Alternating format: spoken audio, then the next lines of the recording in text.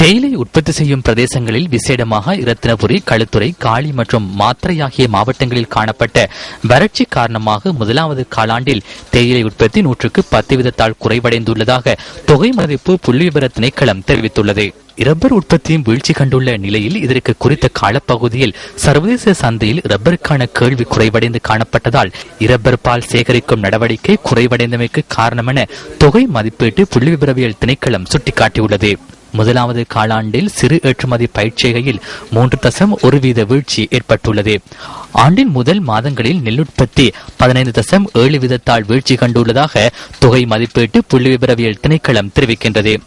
எவ்வாறாயினும் கடந்த ஆண்டின் முதலாவது காலாண்டில் 107.4% வீழ்ச்சியை காட்டிய தெங்கு உற்பத்தி இவ்வாண்டில் குறித்த காலப்பகுதியில் 6.7% வளர்ச்சியை காட்டுவதாக தொகை மதிப்பீட்டு புள்ளிவிபரவியல் திணைக்களம் சுட்டிக்காட்டியுள்ளது.